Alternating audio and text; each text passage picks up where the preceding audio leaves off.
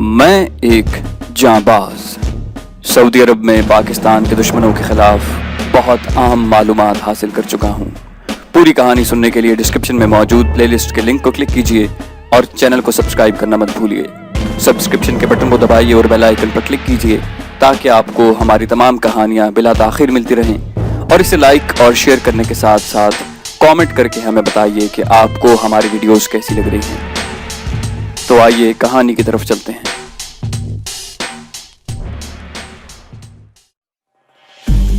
अगले रोज 11 बजे मैं अकेला पाकिस्तानी सिफारत खाने गया।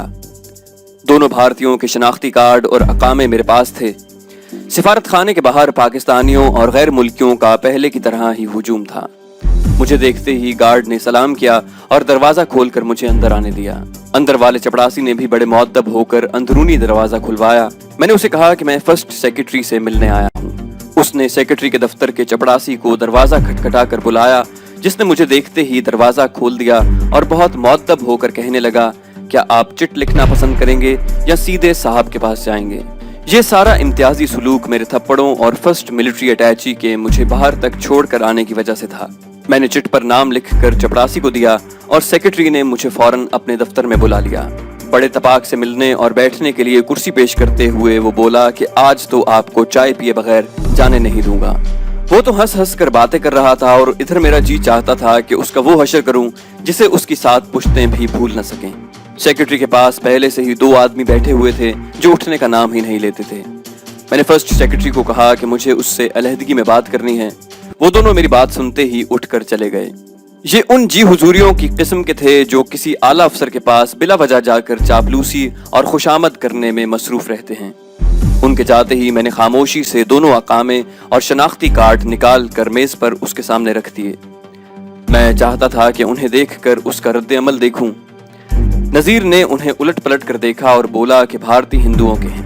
मैंने कहा, जी हाँ, ये तो मैं जानता हूँ, लेकिन ये जरूर जानना चाहूंगा कि इनका आपसे क्या वास्ता है। मैं मुसलसल नजीर की आंखों में और चेहरे पर देख रहा था, लेकिन कोई परेशानी दिखाई न दी। वो बोला कि ना तो मैंने इन लोगों को कभी देखा है और ना ही इनको जानता हूँ। अब मेरे सब्र का पैमाना लबरेज हो चुका था। मैंने उसी अंदाज में कहा कि ये दोनों कल रात आपके घर गए और आप उन्हें अपने घर के अंदर ले गए और अब ये कह रहे हैं कि आप इन्हें जानते ही नहीं। नजीर ने उसी ठंडे लहजे में जवाब दिया कि आपको गलतफहमी हुई है, मैं अपनी बात पर कायम हूँ। मैंने कहा कि नजीर साहब, अगर आप बुरा न मनाएं तो क्या आप मुझे बता सकते हैं कि आपकी रिहाइश कहाँ है? मेरे इस सवाल पर नजीर ने जवाब दिया कि क्यों नहीं, आपने एयरपोर्ट जाते हुए एक चौक के दरमियान एक बहुत बड़ी साइकिल देखी होगी जिसे नुमाइश के लिए लगाया गया है। उस चौक के बाएं हाथ पर सड़क पर 3 घर छोड़कर चौथा घर मेरा है, जिसे मैं सेकंड सेक्रेटरी के साथ शेयर कर रहा हूँ। जिस घर पर गुज़श्ता रात कैसर और इमरान ने फर्स्ट सेक्रेटरी की नेम प्लेट देखी थी, वो नजीर के बताए हुए घर से तकरीबन 16 किलोमीटर के फासले पर था। मैं इस गुत्थी को सुलझाने की कोशिश कर रहा था कि नजीर बोला, आखिर बात क्या है, मुझे बताएं ताकि मैं आपकी उलझन को दूर कर सकूं। मैंने नजीर को कहा कि आधे घंटे के लिए वो मेरे हमराह बाहर चलने को तैयार है। नजीर ने हाँ कहा तो मैंने उसके फोन पर इमरान और कैसर को कहा कि वो दोनों जल्द से जल्द पाकिस्तानी सिफारत खाने पहुंच जाएं और गार्ड को अपने नाम बताएं। फोन करने के बाद मैंने नजीर को कहा कि मेरे 2 साथी कैसर और इमरान नामी यहाँ 15-20 मिनट में पहुंच जाएंगे, लिहाजा गार्ड को कहला दें कि उनकी आमद की हमें फौरन इत्तला दे। इमरान और कैसर के आने के बाद मैं नजीर को अपनी गाड़ी में लेकर पहले हम उसके घर गए जिसमें वो सेकंड सेक्रेटरी के साथ रह रहा था। नजीर हमें अपने ड्राइंग रूम में ले गया जहां उसकी बेटी हम चारों के लिए ठंडे मशरूब लेकर आई। उसके घर से उठकर हम बाहर निकले तो इमरान और कैसर की गाड़ी अब आगे थी और हमारी पीछे। वो दोनों हमें उस घर के सामने ले गए जिस पर नजीर के नाम और ओहदे की तख्ती लगी हुई थी। अगर सिर्फ नाम होता तो मुगालते की गुंजाइश थी, लेकिन ओहदे, सिफारत खाने और मुल्क के नाम से मुगालते की कोई गुंजाइश न बची। नजीर अपने नाम और ओहदे की नेम प्लेट को आंखें फाड़ कर देख रहा था। कुछ देर उसी हालत में रहने के बाद नजीर ने मेरा बाजू पकड़ा और सहमे हुए लहजे में बोला कि ये हमारे साथ बहुत बड़ा धोखा हो रहा है। मैंने नजीर को ये कहते हुए अपनी गाड़ी की तरफ ले गया कि हमें यहाँ नहीं रुकना चाहिए वरना ये लोग चौकन्ने हो जाएंगे। मैंने इमरान और कैसर को कहा कि मैं नजीर साहब को सिफारत खाने छोड़ने जाता हूँ। यहाँ कैसर इस मकान की निगरानी करे और इमरान दोनों फौजी सिपाहियों और जेसीओ को लेकर यहाँ आ जाए और 3-3 घंटे की उस वक्त तक मुसलसल निगरानी की जाए जब तक कि हम अपने आइंदा लाहे अमल की तैयारी न कर लें। यहाँ हर आने जाने वाले पर निगाह रखी जाए और उनकी आमद और रफ्त को नोट किया जाए। ये हिदायत देखकर मैं नज़ीर को सिफारत खाने छोड़कर घर चला गया। नज़ीर ने रास्ते में मुझसे कई मरतबा हमारे मुताल्लिक पूछा, मगर मैंने उसे टाल दिया। फर्स्ट मिलिट्री अटैची ने जब उसे मेरे मुताल्लिक कुछ नहीं बताया तो मुझे अपना सही तारुफ करवाने की क्या जरूरत थी। नज़ीर अपना घर दिखाने के बावजूद मेरे जहन में क्लियर नहीं हुआ था। उसके पाकिस्तान के खिलाफ बातें करने का फर्स्ट मिलिट्री अटैची ने मुझे जो कुछ बताया था, उसके पेश नज़र नज़ीर से ये भी मुमकिन था कि अपनी पाकिस्तान दुश्मन सरगर्मियों के लिए उसने ये अलहदा मकान ले रखा हो, लेकिन फिर भी वो अपनी नेम प्लेट हरगिज न लगाता। हमें न सिर्फ इस उक्दे का हल तलाश करना था, बल्कि जो भी इस घिनौने खेल में शामिल थे उन सब को ठिकाने भी लगाना था। मैंने हालात के पेश नज़र फैसला किया कि सिर्फ रैपिड एक्शन से ही हम इस साजिश को बेनकाब करने और उसके किरदारों को कैफरे किरदार तक पहुंचाने में कामयाब हो सकेंगे, वरना दुश्मन अपनी निशानदही होने पर अपना कोई निशान छोड़े बगैर गायब हो सकता है। रात के 9 बजे होंगे जब मेरे निगरानी करने वाले साथियों में से एक ने घर आकर बताया कि उस घर के अंदर से एक शख्स बाहर आया और उसने नज़ीर की नेम प्लेट उतार कर बांग्लादेश के फर्स्ट सेक्रेटरी मुहिबुल्लाह की नेम प्लेट लगा दी है। ये नई बात सुनकर मैंने मुजम्मिल, इमरान और कैसर से फौरी मीटिंग की और ये फैसला हुआ कि ये गोरख धंधा हमारी समझ से बालातर है। अगर इस गुत्थी को सुलझाने में हमने वक्त ज़ाया किया तो ऐन मुमकिन है कि हमें तो कुछ समझ ना आए, लेकिन ये लोग गायब हो जाएं। लिहाजा आज रात ही इस घर और पाकिस्तानी सिफारत खाने के करीब वाले उस घर पर जहां राजेश रहता है धावा बोला जाए। बारूदी असलहा हमराह जरूर हो, लेकिन उसे इस्तेमाल करने से आखिरी वक्त तक इज्तनाब किया जाए। दोनों घरों में पहले माहा और सपना दाखिल होंगी, क्योंकि सिन्फ नाजुक होने के बायस उनके लिए बंद दरवाजे खुलवाना निस्बतन आसान होगा। कैसर का रामपुरी चाकू भी सिर्फ उसी वक्त इस्तेमाल किया जाए जब आहिनी मुक्के और हाथों से दुश्मन को हलाक करना मुमकिन न हो। गर्जे के मुकम्मल तैयारी के साथ हम सब साथी 11 बजे रात तीनों गाड़ियों में नेम प्लेट वाले घर की तरफ रवाना हुए। माहा और सपना ने बुर्के ओढ़ रखे थे। हमने तीनों गाड़ियां सड़क के किनारे साथ साथ खड़ी कर दी और माहा और सपना को हमराह लेकर कैसर, मुजम्मिल, इमरान और मैं उस घर के दरवाजे पर पहुंचे। रजी, थाई नंबर 2 और दोनों सिपाही हमारी सेकंड डिफेंस लाइन के तौर पर हमसे चंद कदम पर तैयार हालत में खड़े हो गए। जेसीओ को हमने गाड़ियों की निगरानी और बाहर के हालात पर नजर रखने के लिए गाड़ियों के पास ही छोड़ दिया। माहा ने 4 मरतबा बेल बजाई तो किसी ने घर का दरवाजा खोला। माहा ने अरबी जबान में उसे कहा कि हम दोनों ड्राइवर के हमराह घर जा रही थीं कि रास्ते में ख्याल आया कि मैं अपना बैग इस घर में ही भूल गई हूँ। अब अपने मेजबानों को फोन पर कहना है कि मेरा बैग अपने ड्राइवर के हाथ हमारे घर भेज दे। घर वाला अरबी जबान से नावाकिफ था। वो हवन्नकों की तरह मुंह फाड़े माहा और सपना को देखे जा रहा था। माहा ने उसकी मुश्किल समझते हुए टेलीफोन और इमरजेंसी कहा तो उसने दरवाजे की सेफ्टी चेन खोलकर उन्हें अंदर आने का कहा। हम चारों साथियों का ग्रुप जो अंधेरे में खड़ा था, माहा और सपना के दरवाजे से अंदर दाखिल होते ही सपना जो दोनों के पीछे थी उनको धकेलता हुआ अंदर दाखिल हुआ। कैसर ने सीटी बजाकर सेकंड डिफेंस लाइन वालों को सिग्नल दिया और वो भी पलक झपकते में हमारे पीछे ही मकान में आ घुसे। जिसने दरवाजा खोला था उसने जो इतने अजनबियों की यलगार देखी तो वो चिल्लाता हुआ एक कमरे में दाखिल हुआ। कैसर और इमरान भी उसके पीछे ही उस कमरे में गए। इतनी देर में माहा ने अपना बुर्का उतार दिया था। मुजम्मिल और मैं माहा के साथ दूसरे कमरे की तरफ लपके। कमरे के दरवाजे बंद थे लेकिन लॉक न थे। हम पहले जिस कमरे में दाखिल हुए उसमें 2 अफराद 2 बेड्स पर लेटे हुए थे। हमें देखते ही उछल कर फर्श पर खड़े हो गए और कराटे के पैंतरे लेने लगे। माहा ने यके बाद दीगरे उन दोनों को घूम घूम कर किक्स लगाई। वो उनसे संभलने भी ना पाए थे कि मुजम्मिल और मैं उन पर झपटे। मुजम्मिल को तो कराटे की अलिफ बे भी नहीं आती थी और मैं भी ट्रेनिंग के दौरान चंद इब्तदाई असबाक ही ले सका था, लेकिन हमारे डील डोल के आगे उनकी कुछ न चल सकी। इस दौरान उनकी टांगें हवा में चलती रहीं और हमने उनको पतली कमरों से दबोचा और फर्श पर यूं पटखा जैसे तरबूज हो। सर और पुश्त पर चोटें लगने से वो कराहने लगे। मैंने माहा और सपना को कहा कि वो इमरान और कैसर के कमरे में जाएं, मुमकिन है उन्हें तुम्हारी जरूरत हो, और दोनों सिपाहियों को कहें कि रस्सियां लेकर इस कमरे में आ जाएं। जैसा कि मैं पहले अर्ज कर चुका हूं कि हम पूरी तैयारी के साथ निकले थे और रस्सियों के अलावा हमारे पास बड़ी बोरियां भी थीं। सिपाहियों ने उन दोनों के हाथ पांव बांधे और मुंह कपड़े से बंद कर दिए। सिपाहियों की निगरानी में छोड़कर हम दूसरे कमरों में गए। वहां इमरान और कैसर ने आदमियों को अपने आहिनी शिकंजों में ले रखा था और उनके चेहरों पर घूसों की चांदी मार रहे थे। मैंने मुजम्मिल को कहा कि वो दूसरे कमरे से सिपाहियों को यहाँ भेजकर खुद वहीं ठहरे। सिपाहियों ने इस कमरे में आकर उन दोनों के भी हाथ पांव बांध दिए। मैंने सिपाहियों को कहा कि पहले वाले दोनों को इसी कमरे में उठा लाएं। इस हाथापाई और मुकाबले के बाद मैंने देखा कि मुजम्मिल का और मेरा सांस फूला हुआ था। हम दोनों उम्र के उस हिस्से में थे जहां इंसान की सेहत ठहर जाती है और फिर बतदरीज माइल बज़वाल हो जाती है। मैं तो DMI की हिरासत के दौरान उनकी तशद्दुद की वजह से पहले ही अपनी सेहत गंवा बैठा था। सांस बहाल होने पर उन चारों की इंटेरोगेशन शुरू की। माहा और सपना दूसरे कमरों में कागजात और हमारी तलब की दूसरी अशिया तलाश करने लगी। उन चारों से मैंने उनके नाम पूछे तो उन्होंने जो नाम बताए साफ मालूम होता था कि वो झूठ बोल रहे हैं। मैंने 2-3 और सवाल पूछे तो उनके भी उन्होंने ऐसे जवाब दिए जो सरीहन गलत थे। मैं उन्हें हलाक करके सिर्फ लाशें ही नहीं छोड़ना चाहता था, मुझे इन्फॉर्मेशन चाहिए थी जो वो दे नहीं रहे थे।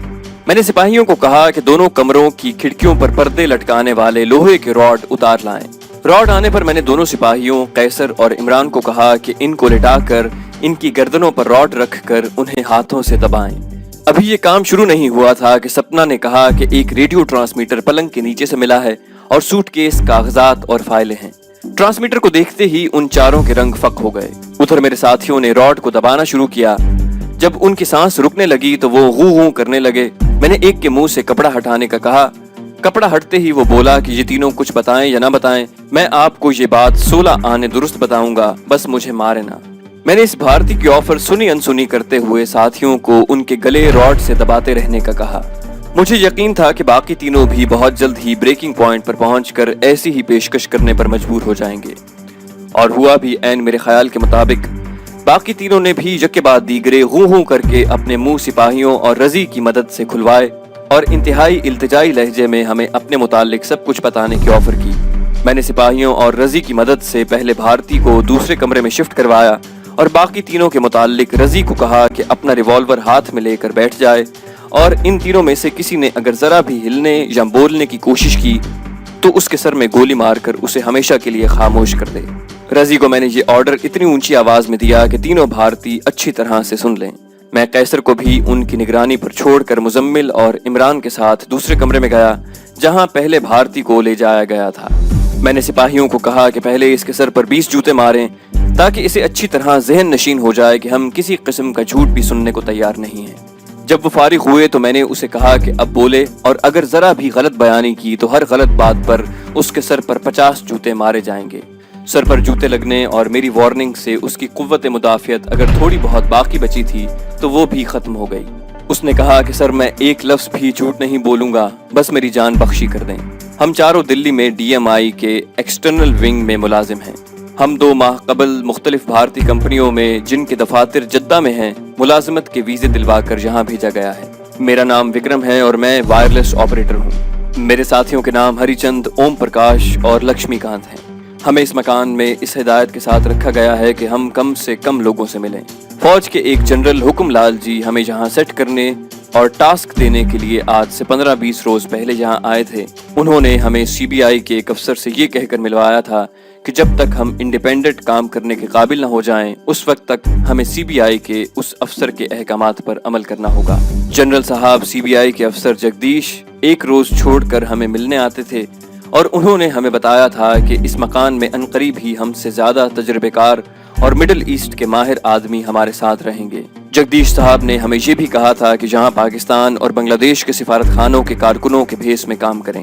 हरिचंद और लक्ष्मीकांत बंगाली जबान पर अबूर रखते हैं। मेरी हिंदी पाकिस्तानी उर्दू की तरह साफ है और ओम प्रकाश मुझसे भी साफ उर्दू बोलता है। उसे थोड़ी बहुत पंजाबी भी आती है। जनरल साहब और जगदीश 8 रोज से ज्यादा हो गए यहाँ नहीं आए। यहाँ पर प्रैक्टिस के लिए हर रात 1 बजे ट्रांसमीटर पर मुझे एक फ्रीक्वेंसी पर राब्ता करने की हिदायत की गई है। इस फ्रीक्वेंसी पर मैं हर रात राब्ता करता और अपनी और बाकी साथियों की खैरियत बताता हूँ। हम प्रैक्टिस के लिए हर 2 रोज के बाद पाकिस्तानी और बांग्लादेशी फर्स्ट सेक्रेटरी की नेम प्लेटें तब्दील करते रहते हैं। हमें यह ऑर्डर इसलिए दिया गया है कि सऊदी अरब में जासूसी की गरज से आने की वजह से हमको जो टेंशन है वो कम हो सके और हम इन दोनों मुल्कों के कवर में काम करने में कोई झिझक महसूस न करें। विक्रम ने जो कुछ बताया था मुझे उसकी तस्दीक उसके साथियों से करनी थी। 4 कमरों के इस फ्लैट के तीसरे कमरे में सिपाही उसे खींच कर ले गए तो मैंने दूसरे भारतीय को उस कमरे में लाने का कहा। उसकी भी पहले जूतों से मुरम्मत की गई। उसने भी वही बातें दोहराई जो विक्रम पहले बता चुका था। तीसरे और चौथे का बयान भी पहले दोनों से मुख्तलिफ न था। इन चारों ने मेरे पूछने पर यही बताया कि 2 शख्स एक टैक्सी में यहाँ कल रात आए थे और उन्होंने बताया कि उन्हें बेहोश करके लूट लिया गया है और उनकी गाड़ी की चाबी भी गायब है। उन्हें टैक्सी के किराए और अदायगी के लिए कुछ रकम दरकार थी। हम भला अजनबियों को पैसे क्यों देते, लेकिन जब उन्होंने जनरल साहब और जगदीश साहब का नाम लिया और हमारे ट्रांसमीटर से हर रात ट्रांसमीटर करने वाली फ्रीक्वेंसी भी बता दी, तो हम उन्हें घर के अंदर ले आए और उन्हें ठंडा वगैरह पिलाकर पैसे दिए। उनकी हालत बड़ी खराब हो रही थी। तकरीबन 1 घंटा हमारे पास ठहरने के बाद वो चले गए। इन चारों से हमें जो कुछ भी मालूम हुआ उसे जानकर अब हमारे लिए बड़ा मसला वो खुद बन गए थे। DMI के बैरून मुल्क के शोबे का मुझे पहली बार इल्म हुआ था। बाद में भारतीय इंटेलिजेंस कोर के ताउन से इसी शोबे ने रॉ का नाम अपनाया और उसका जाल फैलते फैलते एशिया से निकलकर यूरोप तक जा पहुंचा, लेकिन अपने नाअहल अफसरान और कम हिम्मत कारकुनों के बायस उसका अमली दायरा कार सिर्फ पाकिस्तान और अफगानिस्तान तक ही महदूद है। इन ममालिक में भी रॉ ने सिर्फ बेगैरत और बेज़मीर पाकिस्तानी वतन फरोशों को खरीदने और उनके जरिए मुखालिफाना प्रोपेगेंडे करने और बम धमाकों के जरिए अवाम को हरासा करने में किसी हद तक कामयाब भी हुए हैं। अब तक रॉ के सिर्फ चंद भारतीय एजेंट ही पाकिस्तान में पकड़े गए हैं, क्योंकि बाज बेज़मीर और बेगैरत गद्दार पाकिस्तानी रॉ के एजेंट बनकर उनका मिशन पूरा कर रहे हैं। भारत ने पाकिस्तान से अपने तवील बॉर्डर के नजदीक ही अपने इलाके में दर्जनों ट्रेनिंग कैंप खोल रखे हैं, जहां उन बेगैरत पाकिस्तानियों को असलहा चलाने और बम बनाने की ट्रेनिंग दी जाती है, जिनकी ब्रेन वॉशिंग उनकी सियासी दहशतगर्द जमात करती है। नापुख्ता जहन के नौजवानों को पाकिस्तान और उनके अपने मुस्तकबिल से मायूस करके उन्हें बिल्कुल मुजीबुर रहमान के बांग्लादेश की तरह जिनाहपुर के सुनहरे ख्वाब दिखाए जाते हैं और इन नौजवानों के जज्बात से खेलकर उन्हें दहशतगर्दी, कत्ल गारत और भत्ता वसूली के काम सौंपे जाते हैं। उनका लीडर, जिसे जनरल ज़ियाउल हक ने अमेरिका से बुलवाकर जहां वो पेट्रोल पंप पर काम करता था, जमात इस्लामी और PPP के जोर को कुचलने के लिए एक सियासी जमात बनाने का कहा।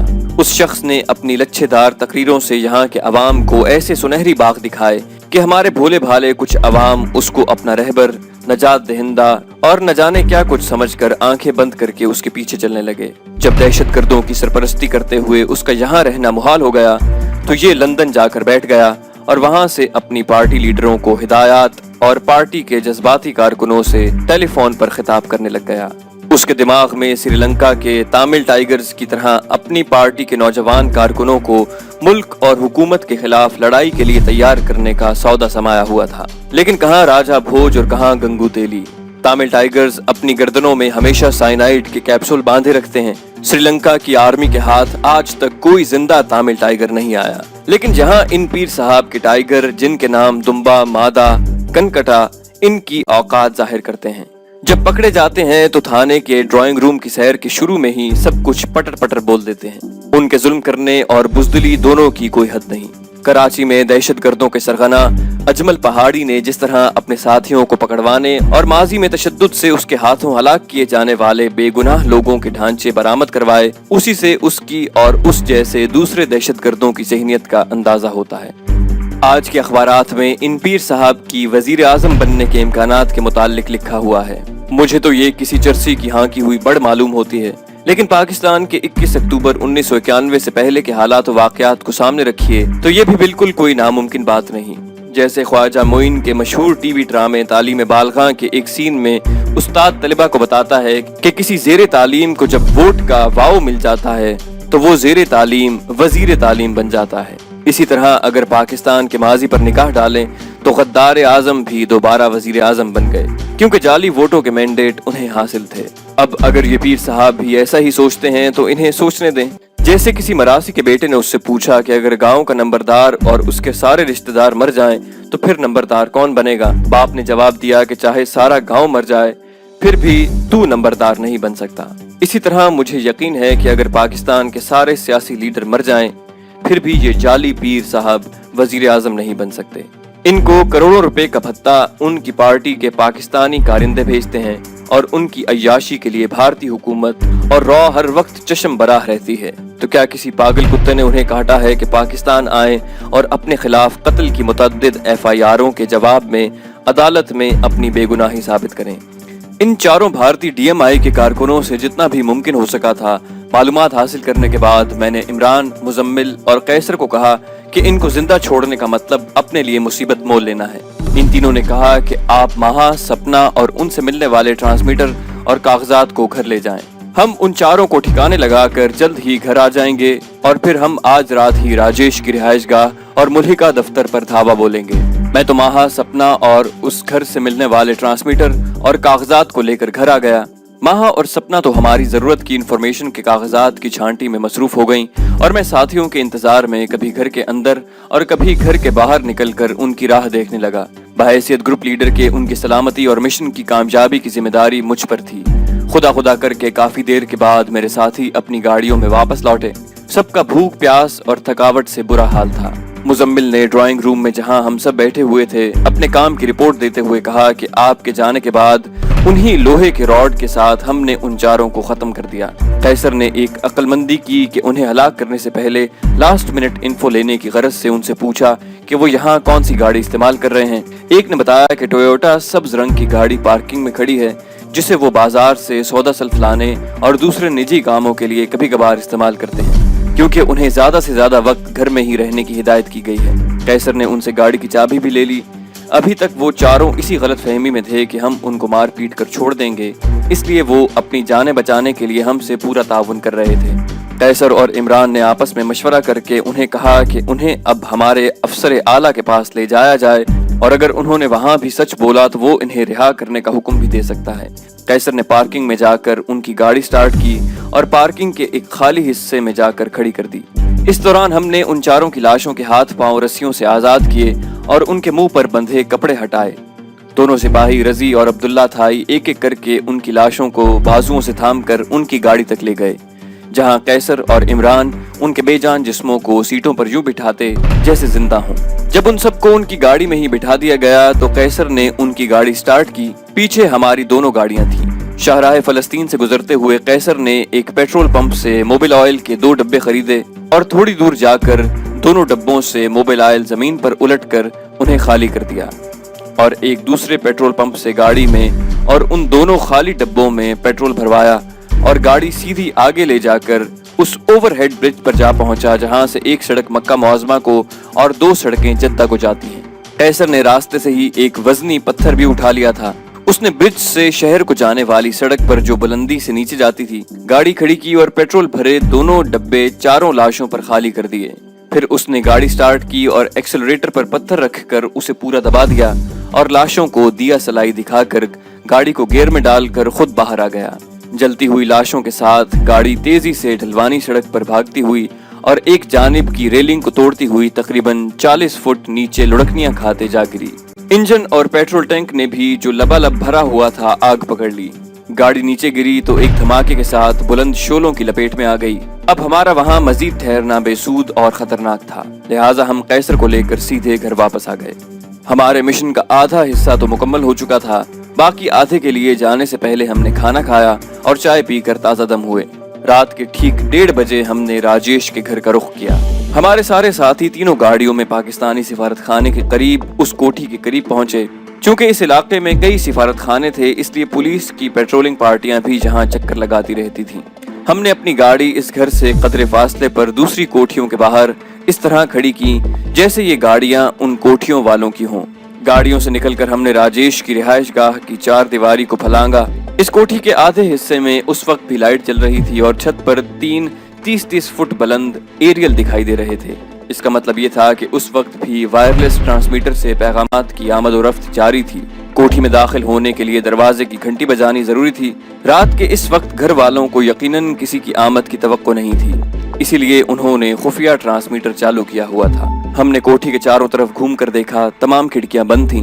इमरान ने मुझे सरगोशी में कहा कि सर, हम यहाँ किसी से मिलने नहीं आए जो सीधे रास्ते से घर में दाखिल हों। हम तो उनको रंगे हाथों पकड़ना और उनको अगले जहान की राह दिखानी है, इसलिए हम इस कमरे की खिड़की को तोड़ डालते हैं जिस कमरे में लाइट जल रही है। पर्दे लगे होने की वजह से अंदर का हाल तो हमें बाहर से मालूम नहीं हो सकता, लेकिन एक तो तेज रोशनी और दूसरे दफ्तर वाला हिस्सा होने की वजह से यकीनन इस कमरे में ही ट्रांसमीटर होगा।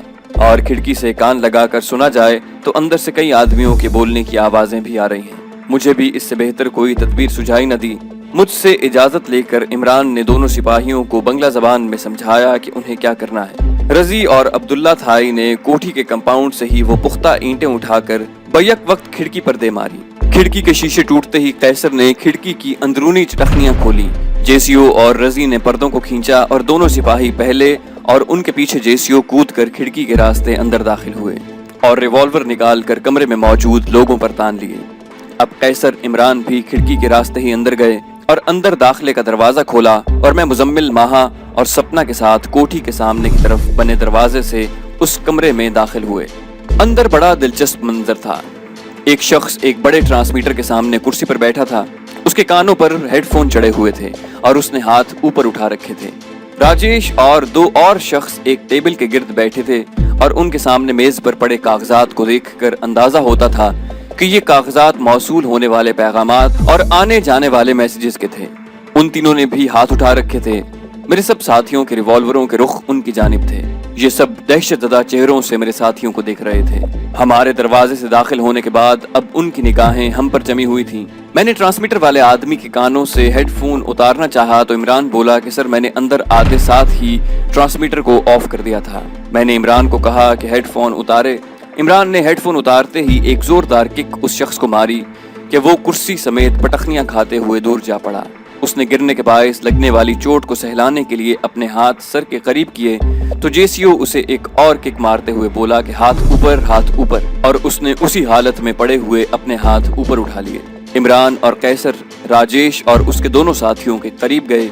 इमरान ने राजेश को गिरेबान से पकड़ते हुए उसके चेहरे पर 3-4 जोरदार घूंसे मारे और बोला कि हमारे अफसर खड़े हैं और तुम हरामजादे अभी तक कुर्सियों पर बैठे हुए हो। राजेश की कुर्सी छोड़ने से पहले ही दूसरे दोनों खड़े हो गए। इमरान ने अपने रिवॉल्वर की नाल से उन्हें इशारा करते हुए कहा कि sit on the floor you swines and keep your hands on your head.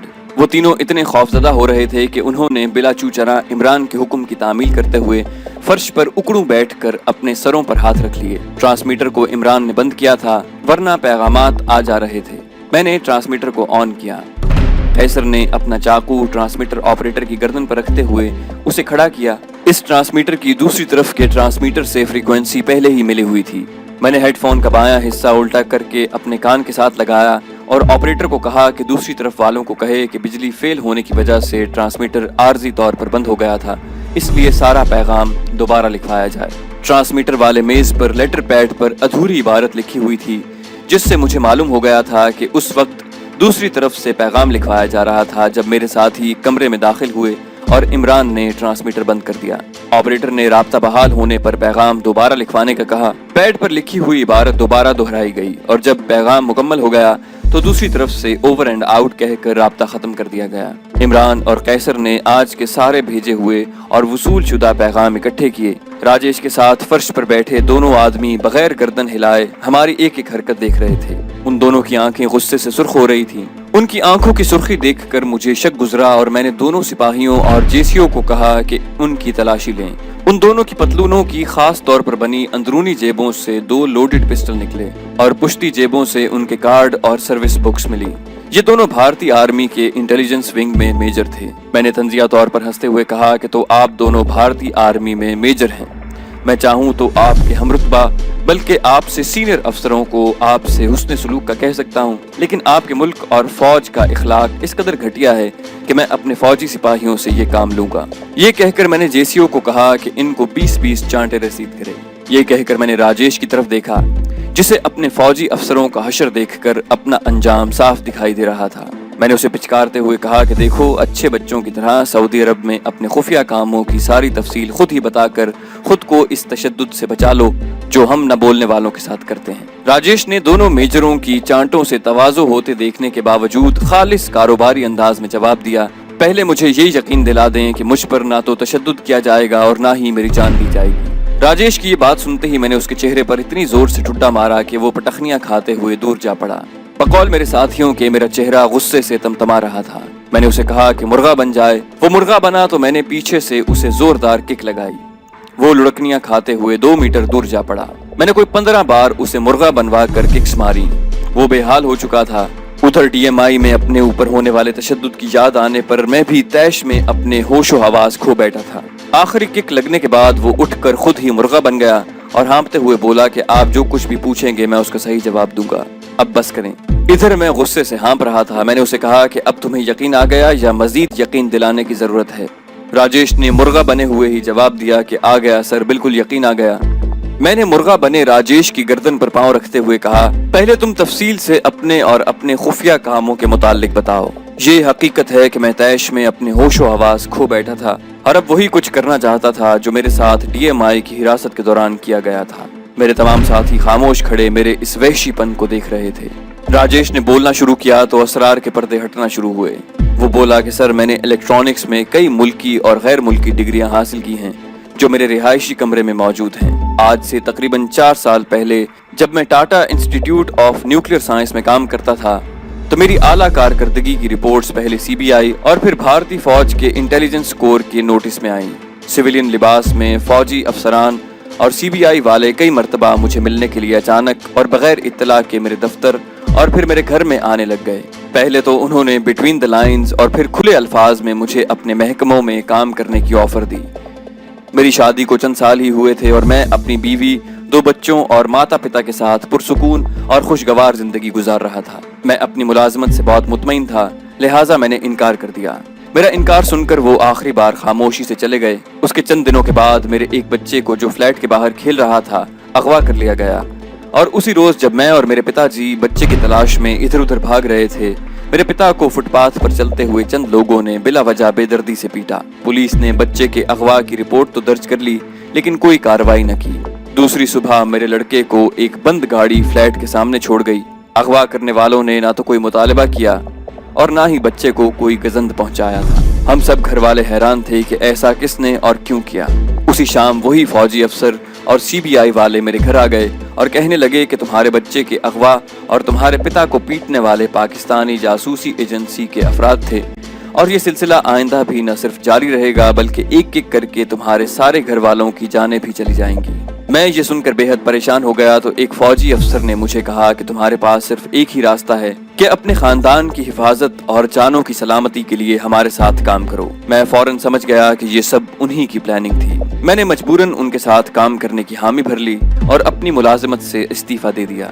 Intelligence core और CBI की मुश्तरका टीम ने मुझे 1 बरस जासूसी की ट्रेनिंग दी और फिर जद्दा में रेडिक इंटरनेशनल में मुलाजमत दिलवा दी। यहाँ मुलाजमत के आगाज में ही मुझे इलेक्ट्रॉनिक्स डिपार्टमेंट का हेड बना दिया गया। मैं यहाँ बिल्कुल रस्मी सा हेड हूँ और हेड ऑफ डिपार्टमेंट का असल काम एक मिस्री करता है। सऊदी अरब में मर्सिडीज बेंज के सारे ट्रक, ट्रॉले और बसें भारत में टाटा के कारखाने से बनकर आते हैं और रेडिक इंटरनेशनल ने उनकी सेल्स एजेंसी ले रखी है। चूंकि इलेक्ट्रॉनिक्स में टेलीकम्युनिकेशन मेरा खास शोबा था, लिहाजा पहले मुझे ये काम सौंपा गया कि दमाम, रियाज, जद्दा और ताइफ में वायरलेस ट्रांसमीटर नस्ब करूं और उन सब का राब्ता मदर ट्रांसमीटर जद्दा से हो। मैंने पहले जद्दा में इस कोठी में बड़ा ट्रांसमीटर नस्ब किया और फिर इन मुख्तलिफ शहरों में छोटे ट्रांसमीटर लगाए। इनसे फारिग हुआ तो मुझे तिल अबीब जाने का हुक्म मिला। मैं पहले तुर्की और वहां से इसराइल गया।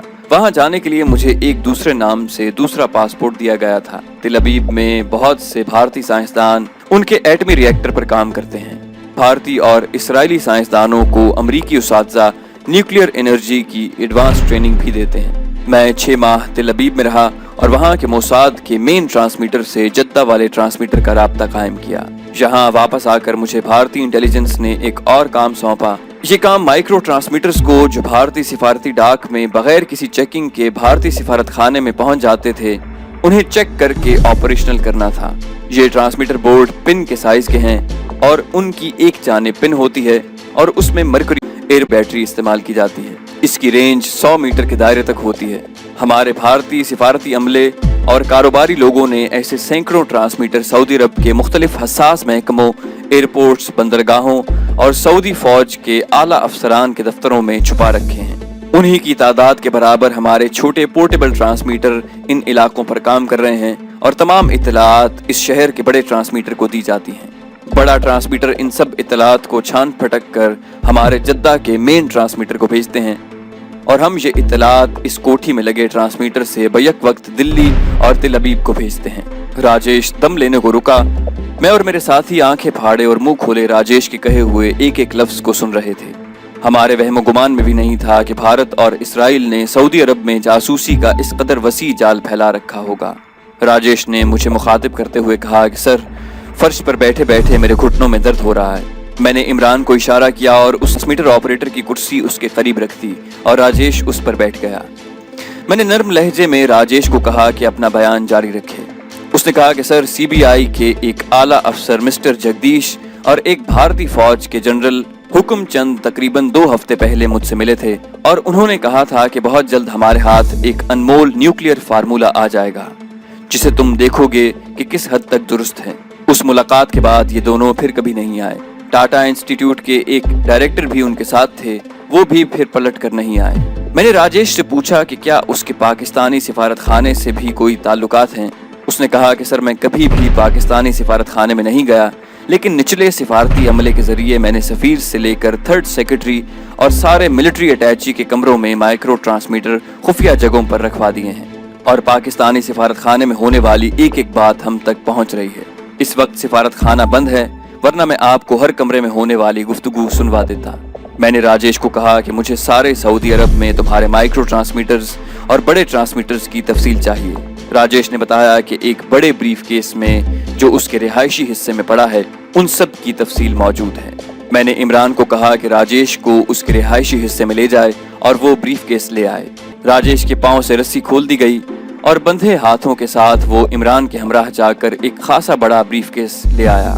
راجیش کے ہاتھ بندھے ہونے کی وجہ سے بریف کیس عمران نے اٹھا رکھا تھا۔ راجیش نے کرسی پر بیٹھتے ہوئے کہا کہ اس بریف کیس کا لاک پیچیدہ نمبروں والا ہے، اگر میرے ہاتھ کھول دیے جائیں تو میں اس کا لاک کھول دوں۔ اس ساری گفتگو کے دوران ماہا اور سپنا بھی اسی کمرے میں آ چکی تھی۔ میرے کہنے پر عمران نے راجیش کے ہاتھ بھی کھول دیے۔ عمران نے راجیش کے ہاتھ کھولنے کے لیے بریف کیس فرش پر رکھ دیا تھا۔ ماہا قریب ہی کھڑی تھی۔ میں نے اسے کہا کہ بریف کیس راجیش کو دے۔ راجیش نے منہ میں کچھ پڑھنا شروع کر دیا۔ اس کے صرف لب ہل رہے تھے۔ مجھے صرف بھگوان کا لفظ ہی سنائی دیا۔ ماہا نے بریف کیس اٹھایا اور راجیش کو دینے کے لیے اس کی طرف بڑھی۔ یک وہ ٹھٹکی اور راجیش سے پوچھا کہ اس بریف کیس میں کیا ہے۔ اس نے کہا کہ صرف کاغذات اور ڈائریاں۔ ماہا نے بریف کیس ہم سے دور لے جا کر رکھ دیا اور راجیش کے پاس آ کر اپنے دائیں ہاتھ کی انگلیاں اس کی آنکھوں میں چبوتے ہوئے بولی، صرف کاغذات اور ڈائریاں یا 10 کلو گرام ایکسپلوسیو، جو بریف کیس کھلتے ہی پھٹ جاتا اور اس ساری کوٹھی کے علاوہ ارد گرد کی عمارتوں کو بھی ملبے کا ڈھیر بنا دیتا۔ ماہا کی یہ بات سنتے ہی راجیش بجلی کی تیزی سے اٹھا اور بریف کیس کی طرف بھاگا۔ ماہا اس کے اس رد عمل کے لیے بالکل تیار تھی۔ اس نے اپنی ٹانگ راجیش کی ٹانگوں میں پھنسا کر اسے فرش پر چت کر دیا۔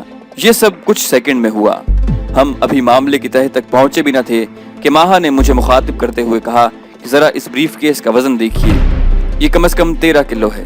اس طرح کے بریف کیس موساد والے اکثر استعمال کرتے ہیں، لیکن ان میں ٹائم بم ہوتے ہیں اور اس قسم کے بریف کیس صرف سوسائیڈ مشن جس طرح پر جانے والوں کو دیے جاتے ہیں۔ راجیش نے جو اپنا راز فاش ہوتے دیکھا تو چیخ کر کہنے لگا کہ میں تم پاکستانیوں سے انتہائی نفرت کرتا ہوں۔ تم لوگوں نے ہمارے مہان بھارت کے ٹکڑے کر دیے۔ ہم نے تمہارا مشرقی حصہ تم سے علیحدہ کر دیا، لیکن وہاں بھی مسلمانوں کی حکومت ہی بنی۔ جس طرح اسرائیلی عظیم اسرائیل بنانے میں دن رات کوشاں ہیں، ویسے ہی ہم ایک روز مہا بھارت بنا لیں گے۔ میں تم لوگوں کے ہاتھوں زندہ رہنا تو دور کی بات ہے، مرنا بھی پسند نہیں کروں گا۔ یہ عورت اگر چند منٹ نہ بولتی تو یہاں میرے ساتھ تم سب کے جلے ہوئے جسموں کے ٹکڑے بکھرے ہوتے۔ راجیش جو چاروں شانے چت فرش پر گرا چلا رہا تھا، اچانک ہی اپنی گردن میں پڑی ڈوری میں بندھے کیپسول کو نکال کر چبا لیا۔ یہ سب کچھ اتنا اچانک ہوا کہ اس سے پہلے کہ ہم کچھ سمجھ اس کے منہ سے جھاگ بہنے لگی اور اس کا جسم تڑپنے لگا۔ مزمل اور میں نے اس کے بازو پکڑے اور عمران اور قیصر نے اس کی ٹانگوں کو دبایا تاکہ اس کا جسم مزید نہ پھڑکے۔ زیادہ سے زیادہ 2 منٹ میں ہی راجیش کی گردن ڈھلک گئی اور جسم ساکت ہو گیا۔ ہم سب کی آنکھیں راجیش کی بہادری سے جان دینے پر نم ہو گئی تھیں۔ چاہے دشمن ہی کیوں نہ ہو، اس کی دلیری کو خراج تحسین پیش نہ کرنا کم ظرفی ہے۔ بوجھل دلوں کے ساتھ ہم نے راجیش کے رہائشی حصے کی تلاشی لی اور تمام کاغذات اور ڈائریاں نکال کر اس کے ایک سوٹ کیس میں ڈال لیں۔ ٹرانسمیٹر آپریٹر کے علاوہ دونوں بھارتی ہمارے لیے اب بیکار تھے، لیکن ہم انہیں زندہ بھی چھوڑ نہیں سکتے تھے۔ میں نے عمران اور مزمل کی مدد سے ان کی نسیں دبا کر انہیں بھی قید زندگی سے آزاد کیا۔ ٹرانسمیٹر کو سپاہیوں نے اینٹیں اور پتھر مار مار کر تباہ کر دیا۔ ہم سب کوٹھی سے باہر نکلے تو صبح کی ہلکی ہلکی روشنی پھیل رہی تھی۔ اس روشنی میں 2 اور گاڑیوں کے علاوہ ہمیں سفید کیپری کلاسک بھی دکھائی دی۔ ہمیں یہ کبھی بھی دن کی معلوم نہ ہو سکا کہ یہ گاڑی کس کی تھی۔ ہم نے دشمن کے جاسوسی کے ایک بڑے نیٹ ورک کو توڑ دیا تھا اور ہمارے پاس سعودی عرب کے مختلف شہروں میں بھارتی ٹرانسمیٹرز کے متعلق پوری معلومات تھیں۔ हम घर वापस पहुंचे तो दिन की रोशनी अच्छी खासी फैल चुकी थी। माहा और सपना ने चाय बनाई। बारूद से भरा हुआ ब्रीफकेस भी हम हमराह ले आए थे। मैंने साथियों को कहा कि आज का दिन हम रेस्ट करते हैं और कल से पाकिस्तानी सिफारत खाने में पोशीदा माइक्रो ट्रांसमीटर्स की तलाश से इस मिशन के बकिया हिस्से का आगाज कर देंगे। मुझे बार बार ये ख्याल आता था कि राजेश ने जिस बहादुरी से अपनी जान दी, अगर वो ऐसी बहादुरी से हमारे तशद्दुद को भी सह लेता और अपने राज न बताता तो बहादुरी, जुर्रत और वतन परस्ती की एक रोशन दास्तान रकम कर जाता जिस पर भारत मुद्दतों फख्र करता। तो दोस्तों, ये थी हमारी आज की एपिसोड। उम्मीद करते हैं आपको हमारी ये पसंद आई होगी। जाने से पहले इस वीडियो को लाइक और शेयर करना मत भूलिए, और अगर अभी तक आपने हमारे चैनल को सब्सक्राइब नहीं किया तो इसे सब्सक्राइब कीजिए और बेल आइकन पर क्लिक कीजिए ताकि आपको हमारी तमाम वीडियोस बिला ताखिर मिलती रहें। और कमेंट करके अपनी राय का इजहार करने के साथ साथ अपने पाक वतन के लिए दुआ कीजिए कि अल्लाह ताला पाकिस्तान को दुश्मनों और गद्दारों की शर से महफूज रखे। हम मज़ीद वीडियोस लेकर जल्दी हाजिर होंगे। अपना और अपने वतन का ख्याल रखिएगा। अल्लाह हाफिज़।